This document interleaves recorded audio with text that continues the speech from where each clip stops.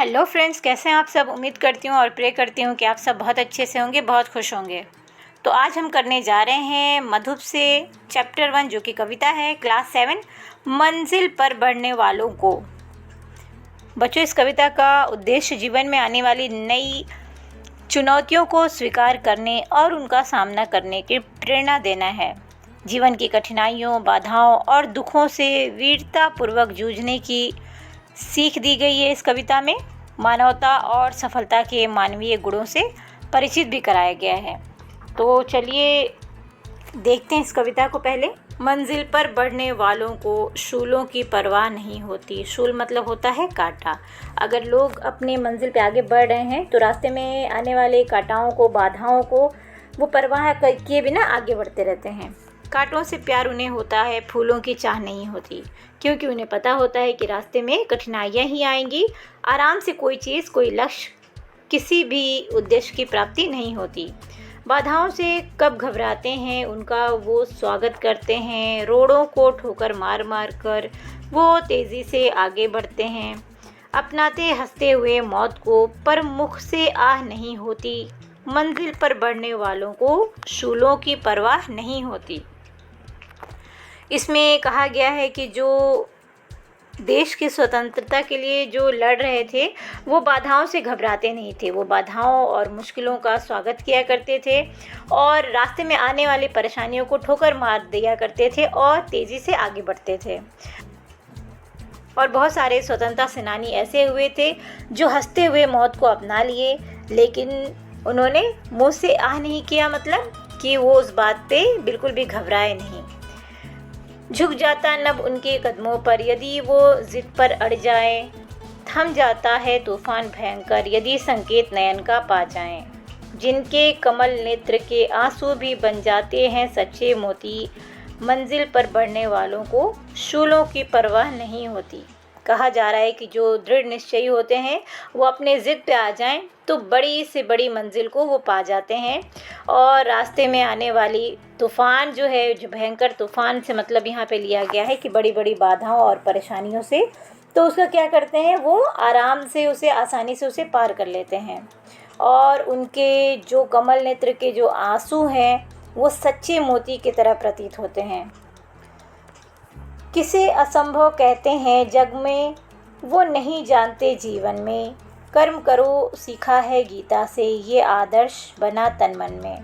तब जाग छठी इंद्रिय जाती हैं, नहीं समय पर हैं वो सोती। मंजिल पर बढ़ने वालों को शूलों की परवाह नहीं होती। इसमें कवि ये कहना चाहते हैं कि वो अपने दृढ़ निश्चय से और अपने सूझबूझ से असंभव को भी संभव बना लेते हैं। और धार्मिक किताबें जो हैं हमारी गीता, कुरान, उससे वो क्या करते हैं, अच्छे कर्म करना सीखते हैं और उन्हें आदर्श मानकर आगे बढ़ते हैं। और उनके छठी इंद्रियां जो हैं, जो जिसे सिक्स सेंस कहते हैं, वो क्या करती हैं, जागती रहती हैं और उन्हें सही सूझबूझ देती रहती हैं, जिसका इस्तेमाल करके वो आगे बढ़ते रहते हैं। देना ही जीवन में सीखा है, जो नहीं जानते हैं लेना। जिनके लिए खेल है साधारण विपदा की नैया को खेना। जो सागर से गंभीर धीर हैं, अंतर में दाह नहीं होती। मंजिल पर बढ़ने वालों को शूलों की परवाह नहीं होती। देना ही सीखा है मतलब कि वो देश के लिए सेवा भाव से कार्य करते हैं, समाज के लिए हितकारी कार्य करते हैं और उसी कार्य में अपना निरंतर समय व्यतीत करते हैं। जिनके लिए विपदाओं की नैया खेना से मतलब है कि वो परेशानियों को आसानी से झेल जाते हैं और जो सागर से भी गंभीर हैं और उनके अंदर धैर्य है, वो घबराते नहीं, वो आगे बढ़ते रहते हैं। सबका हित जिनका परम लक्ष्य है, संतोष महाधन है जिनका, की लाखों की संपत्ति भी जिनके लिए महज है तिनका। जो दया प्रेम के रत्नाकर हैं, उनकी कुछ थाह नहीं होती। मंजिल पर बढ़ने वालों को शूलों की परवाह नहीं होती। कवि इसमें बता रहे हैं कि ऐसे लोगों के जीवन में विषमताओं के बिना हार माने हुए जूझना, कर्मशीलता और दृढ़ निश्चय के साथ लक्ष्य के मार्ग पर चलते रहना ही उनका जो है वो मेन लक्ष्य है। और उनका संतोष जो है, जो उनका पेशेंस है, वही उनका धन है। और वो दूसरों की संपत्ति पे बुरी नज़र नहीं रखते। किसी के पास कितना धन है, कितना वैभव है, उस बात से उनको कोई फ़र्क नहीं पड़ता। वो सेवा भाव से देश और समाज के हित की दिशा में आगे बढ़ते रहते हैं। जिनके हाथों पतवार देश की, जो हैं सचमुच चतुर खिवैया, वो तूफानों से टकराएंगे, नहीं डूबने देंगे नैया। स्वतंत्रता के दीवानों की सुमनों की राह नहीं होती, मंजिल पर बढ़ने वालों को शूलों की परवाह नहीं होती, शूलों की परवाह नहीं होती।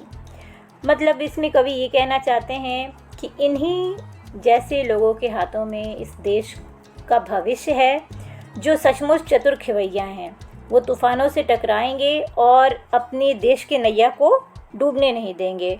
स्वतंत्रता के जो दीवाने हैं, उनकी जो राह है सुमनों की राह नहीं होती, मतलब फूलों की राह नहीं है कि उनके राह में फूल बिछे हुए हैं, वो कांटों से भरी होती है। लेकिन इस बात का फिक्र न करते हुए वो क्या करते हैं, निस्वार्थ भाव से अपने काम में लगे रहते हैं और अपनी मंजिल की तरफ आगे बढ़ते रहते हैं, अपने कर्तव्यों को निभाते रहते हैं और अपने हृदय में ईर्ष्या द्वेष नहीं रखते, सबका भला सोचते हैं और असंभव को संभव कर दिखाते हैं और निडर होकर सारी बाधाओं का सामना करते हुए आगे बढ़ते हैं। उन्हें किसी भी तरह रास्ते में आए हुए शूलों की परवाह नहीं होती, मतलब रास्तों में पड़े हुए कांटों से, बाधाओं से, मुश्किलों से उनको कोई फ़र्क नहीं पड़ता। वो देश के लिए निरंतर कार्य करते रहते हैं। चलिए अब देख लेते हैं इस चैप्टर से शब्दार्थ। शूल मतलब कांटे, रोड़ो मतलब रुकावट या बाधाओं, संकेत मतलब इशारा, कमल नेत्र मतलब कमल जैसी आँखें, इंद्रिय मतलब शरीर के वो अंग जिनसे हम कार्य करते हैं, वो ज्ञान प्राप्त करते हैं। विपदा मतलब मुसीबत, धीर मतलब शांत या नम्र, रत्नाकर मतलब समुद्र, था मतलब गहराई, खिवैया मतलब नाव चलाने वाला जो पार लगा देता है। अब देखते हैं काव्यांश पढ़कर प्रश्नों के उत्तर छाटिए और लिखिए। तो ये काव्यांश यहाँ से पढ़ लेंगे। जिसका हित सबका हित, जिनका परम लक्ष्य। तो इसमें है संतोष की तुलना किससे की गई है, तो महाधन से की गई है। दूसरा है किसके लिए दूसरों की लाखों की संपत्ति को तिनके के समान बताया गया है, संतोष रखने वालों को, जो सेटिस्फाइड लोग होते हैं। आगे है मंजिल पर बढ़ने वालों को किसकी परवाह नहीं होती, शूलों की परवाह नहीं होती। हमने कितनी बार ही पढ़ लिया। उसके बाद है सबका हित से कवि का क्या अभिप्राय है, दूसरों की भलाई या सबकी भलाई। दूसरा है प्रेम के रत्नाकर की क्या विशेषता है, प्रेम के रत्नाकर की क्या विशेषता है। प्रेम के रत्नाकर या प्रेम का सागर मतलब असीम या असीमित प्यार, मतलब किसी पे भी कितना भी प्यार निछावर करेगा उसमें कोई कमी नहीं आएगी। अब आ गया है निम्नलिखित शब्दों का वर्ण विच्छेद कीजिए।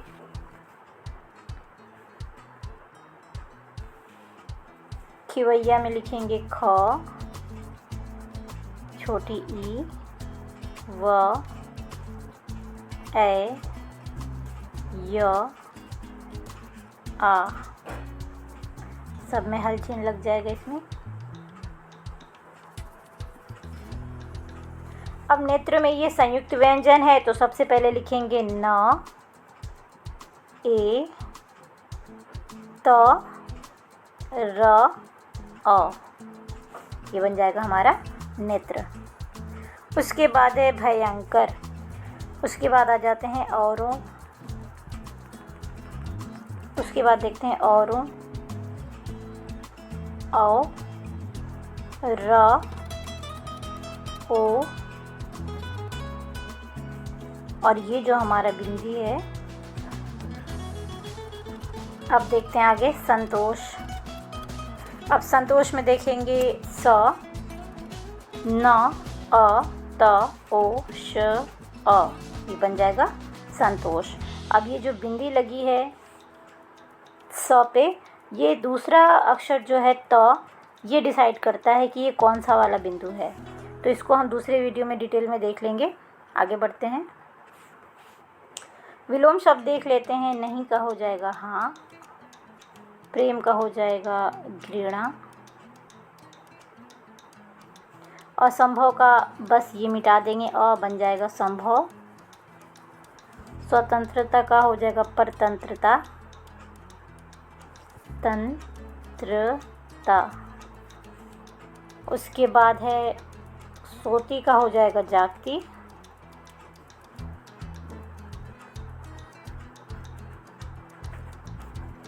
और साधारण का हो जाएगा अनोखा।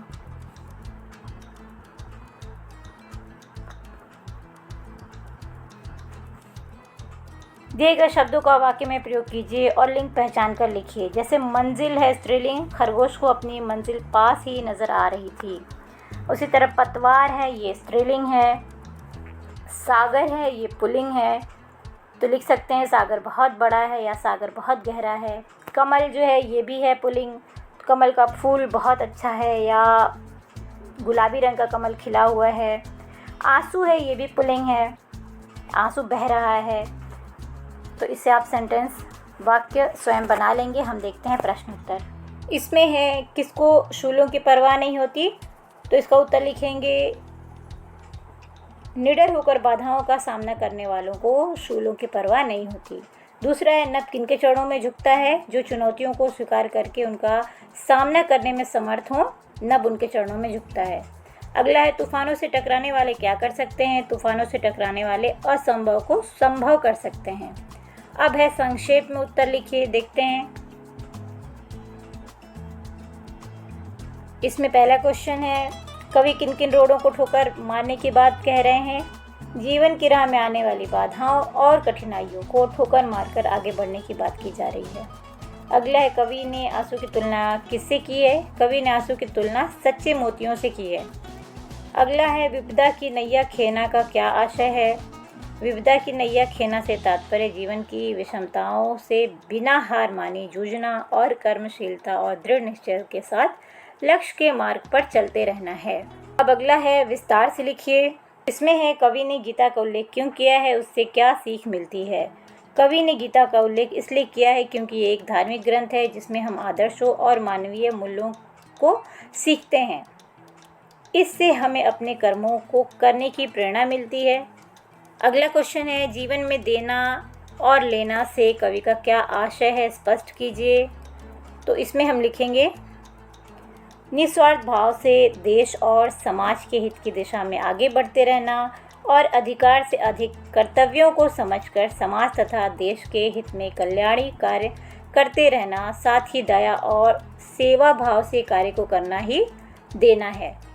अगला है चतुर खेवैया की क्या विशेषताएं हैं, तो इसमें लिखेंगे चतुर खेवैया की ये विशेषता होती है कि जो विपदाओं तथा बाधाओं से बिना डरे अपने लक्ष्य की तरफ अग्रसर रहते हैं उन्हें ही चतुर खेवैया कहते हैं या वो ही चतुर खेवैया होते हैं। अब आगे देखते हैं कविता का केंद्रीय भाव अपने शब्दों में लिखिए। ये कविता अपने लक्ष्य पर निरंतर आगे बढ़ने के लिए प्रेरणा देती है, मार्गदर्शन करती है, दृढ़ निश्चय से जीवन मार्ग पर अग्रसर होने के लिए हमारे भीतर कैसे भाव और गुण हैं उनसे परिचित कराती है। अगला है सुमनों की राह स्वतंत्रता के दीवानों के लिए क्यों नहीं होती, अपने विचार लिखिए। तो इसमें हम लिख सकते हैं स्वतंत्रता के दीवानों को बहुत अधिक कठिनाइयों का सामना करना पड़ता है तथा अपने लक्ष्य प्राप्ति के लिए शूलों भरे मार्ग पर चलना पड़ता है, मतलब कांटों भरे मार्ग पर चलना पड़ता है। देश को आज़ादी दिलाने के लिए उन्हें बहुत अधिक त्याग और बलिदान देने पड़े। इसीलिए कहा गया है कि स्वतंत्रता के दीवानों के लिए सुमनों की राह नहीं है, फूलों की राह नहीं है। अब है भाव स्पष्ट कीजिए। तब जाग छठी इंद्रियां जाती, नहीं समय पर हैं वो सोती, मंजिल बढ़ने वालों को शूलों की परवाह नहीं होती। तो इसका उत्तर हम लिख सकते हैं कि जिन्हें देश के प्रति कर्तव्य निभाना आता है उनकी छठी इंद्रियां, जिसे सिक्स सेंस कहते हैं, हमेशा जागी रहती हैं, अर्थात वो लगातार कर्म करते रहते हैं और सदा देश के हित में सोचते रहते हैं। तो बच्चों उम्मीद करती हूँ कि ये वीडियो आपके लिए हेल्पफुल होगी। अगर ये वीडियो आपको पसंद आती है तो इसे लाइक करें, अपने दोस्तों के साथ शेयर करें और हमारे चैनल को सब्सक्राइब करें। मिलेंगे अगले वीडियो में अगले चैप्टर के साथ। तब तक के लिए आप पढ़ते रहिए, आगे बढ़ते रहिए। अलविदा।